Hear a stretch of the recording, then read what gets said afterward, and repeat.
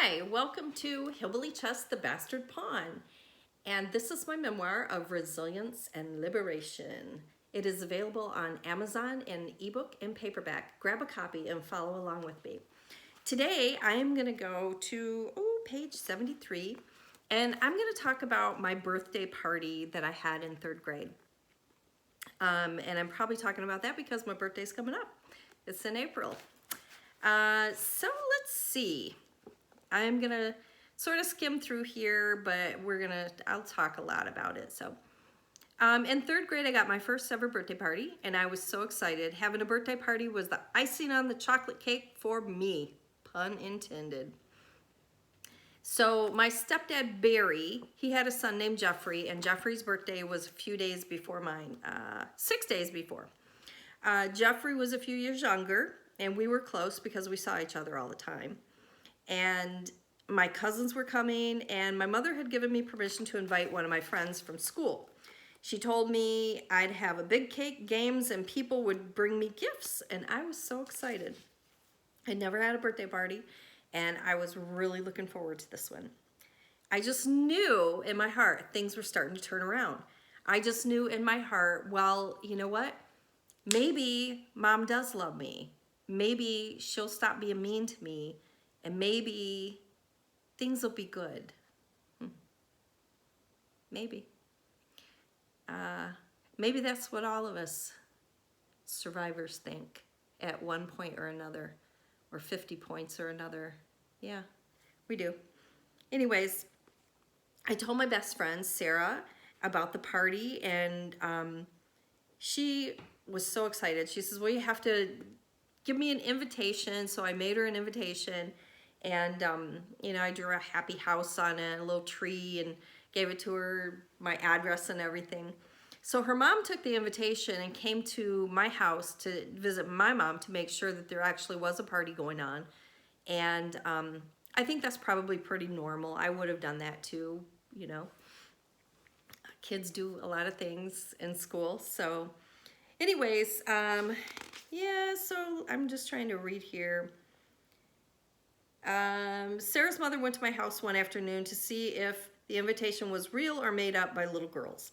It was a legitimate thing to do. However, when Sarah told me her mom was going to my house that day to talk to my mom, I instantly became worried that my mother would be angry about her visit. And boy, was I ever right. And it would be my fault, and it was. I was always expecting to get in trouble the second I stepped through the door, and no matter what was going on, but this was a new level of concern. When I arrived home after school that day, my suspicions were correct. My mother called me into the kitchen and set me down in a chair and asked me why that little girl's mom thought I was a liar. She shook her finger in my face and her voice began to escalate.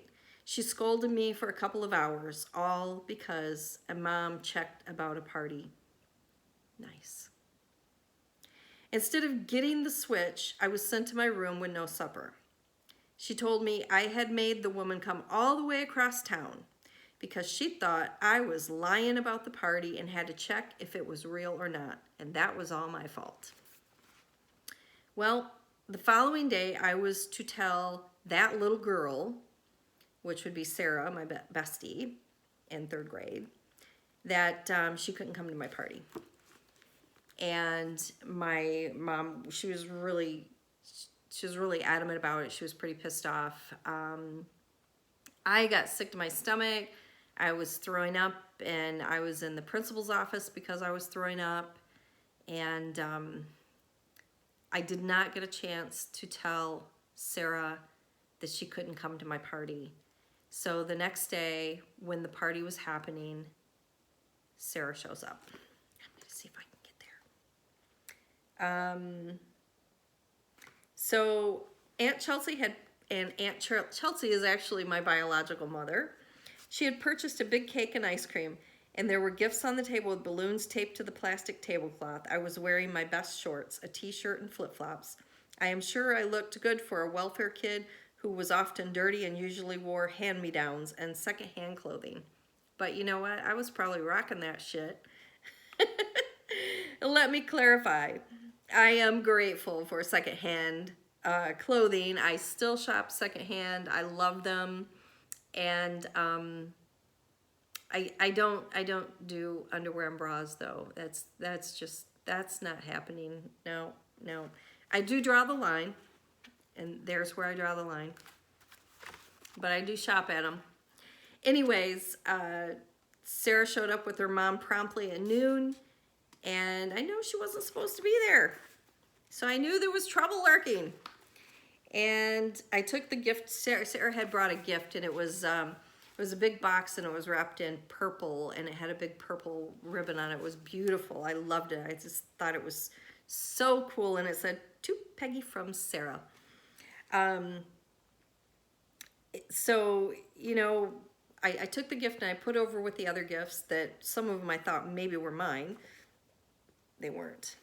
Anyways, we went outside and scampered around, and then we were called in, and as we stood behind the coffee table waiting for the cake, Aunt Chelsea and Uncle Claude began singing "Happy Birthday to You."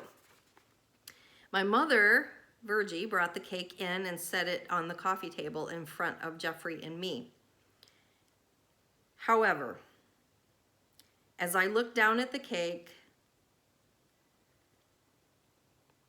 to blow out the candle, it read "Happy Birthday, Jeffrey." My name wasn't there.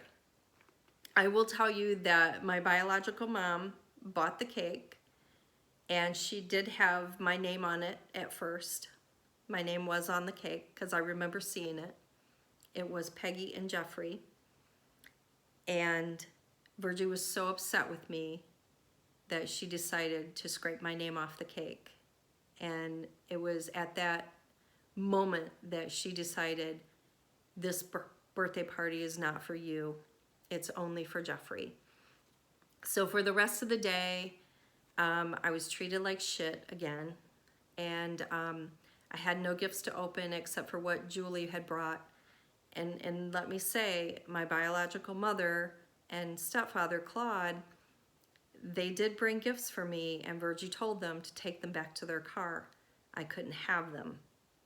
They had to take them back to the car, and they weren't asked to leave, they were told to leave. My left crying, and then my biological mother.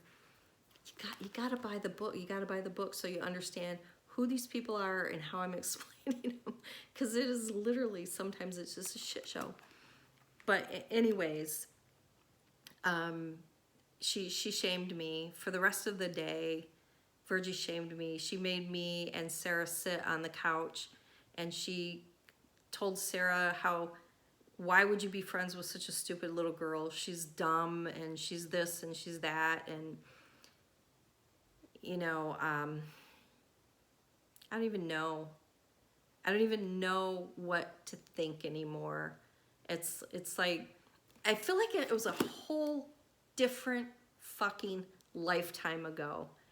And, you know, I know I've worked through some of this stuff, but sometimes when I talk about it, it still will bring a tear to my eye. And it will still make me think that, Jesus, I am so glad that I made sure, even though I couldn't afford many birthday parties, I couldn't afford them, but I made damn sure I had at least a cupcake and a gift for my boys. Every time it was their birthday, I made sure there was something to give them for their birthday, because that was a big deal. And I knew that. And by me experiencing this, I just knew that I could never do that to my own children. I just couldn't. Please don't do that to your kids. Give them a birthday party. Everybody deserves a birthday party. Or a cupcake. Or just tell them happy birthday. Show them. Do something with them. It doesn't have to be a giant celebration. It just has to be something. Right? So thank you for tuning in. And maybe we'll talk more about this birthday party next time. So again, Hillbilly Chess, The Bastard Pawn. It is on Amazon in ebook and paperback. Grab a copy.